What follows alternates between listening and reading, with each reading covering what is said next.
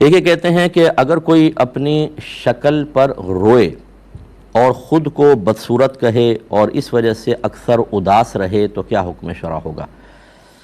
دیکھیں، اس کی بنیادی وجہ یہ ہوتی ہے کہ ہم علم دین کی دولت سے مالا مال نہیں ہوتے، یا اگر ہوتے بھی ہیں تو ہمارے جیسے گھر والوں کی سوچ و فکر ہوتی ہے۔ میں ان کو برا نہیں کہہ رہا ہوں، ان کی بیچارے وہ بھی کیا کریں، ان کو جتنا اوپر سے ملا ہوتا ہے، اطراف سے ملا ہوتا ہے، کہ ہم سمجھتے ہیں دین کیا ہے جی، نماز سکھا دو، روزہ سکھا دو، وضو کرنا سکھا دو، ایمان مفصل، ایمان مجمل، 6 کلمے، قرآن ناظرہ پڑھا دو، زیادہ سے زیادہ حفظ کروا دو، بس ختم۔ اس کے علاوہ جو خاندانی رسومات ہیں ان کے بارے میں، یا خاندانی آپ کے جو طور طریقے ہیں جن کو آپ ادب کہہ دیتے ہیں، بیٹا پاؤں مت ہلاؤ، کسی کے گھر جاؤ تو کوئی چیز نہ مانگنا، نگاہ جھکا کے رکھنا، بڑوں کو سلام کرنا، بڑے آئیں تو کھڑا ہو جانا، یہ سب چیزیں ہم سکھاتے ہیں۔ لیکن ہمیں یہ سوچ سمجھنی ہوتی ہے کہ ایک ہوتی ہے باطنی تربیت، قلبی احوال کی تربیت، ان کی اصلاح، وہ چیز نہیں ہوتی، اور بنیادی ان چیزوں سے بڑھ کر کچھ زیادہ علم نہیں دیتے ہیں۔ تو اگر تقدیر کا علم دیا ہوتا اور اللہ کی رضا پر راضی رہنے کی سوچ اور فکر دی ہوتی، اور گھر والے بھی پریکٹیکلی بھی ایسا کر کے دکھاتے اور تھیوری کے طور پر بھی بچوں کو تعلیم دیتے، تو پھر یہ صورتحال نہیں ہوتی ہے۔ بہرحال یہ تو ایک میرا تھوڑا سا درد تھا، میں نے آپ کے سامنے ذکر کر دیا۔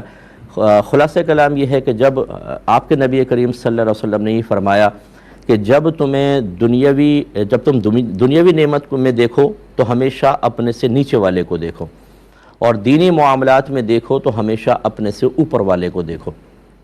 بلکہ ایک حدیث میں تو یہ ہے کہ اگر تم ایسا کرو گے تو اللہ کی کسی نعمت کی ناشکری میں مبتلا نہیں ہوگے۔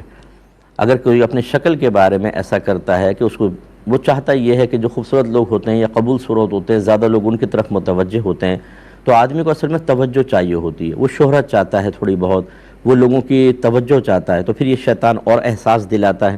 ایسے صورتحال میں ذرا سوچیں کہ اگر آپ کے دونوں پیر نہ ہوتے، شکل بہت خوبصورت ہوتی، دونوں ہاتھ نہ ہوتے، شکل بہت خوبصورت ہوتی، تو اس لیے اللہ کا شکر ادا کریں جو نعمتیں ہیں۔ آپ کو یہ کہہ سکتا ہے کہ اللہ تعالیٰ یہ بھی تو کر سکتا تھا کہ میرے دونوں ہاتھ پاؤں بھی سلامت رکھتا اور اچھی شکل بھی دے دیتا، بالکل وہ اس پہ قادر ہے۔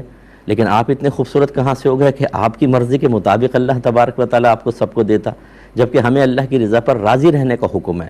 اور اللہ کی عادت کریمہ جاری ہے کہ کسی کو کچھ دیتا ہے اور کن چیزوں سے محروم رکھتا ہے، اور یہ اس کی طرف سے ایک امتحان ہوتا ہے۔ لہٰذا اللہ کی رضا پر راضی رہیں، اپنے اندر وہ صلاحیتیں بڑھائیں۔ دوسری چیزیں کہ آپ کی یہ چیز پیچھے چلی جائے، مثلا آپ کوئی اچھا دین کا کام کریں، کوئی دنیا کے اندر اچھا کام کریں، کورسز وغیرہ کریں، پیسہ کمائیں۔ آپ دیکھیں جو لوگ ذرا پیسے والے ہوتے ہیں، کوئی ان کی شکل صورت کیا دیکھے گا؟ جو اچھے پڑھے لکھے ہوتے ہیں، کون ان کی شکل صورت دیکھتا ہے؟ پھر یہ چیزیں آپ کے احساس پیچھے چلا جائے گا، اور دوسری چیزوں کی بنا پر آپ میں ایک اعتماد پیدا ہوگا۔ اللہ تعالیٰ آپ کی مدد فرمائے۔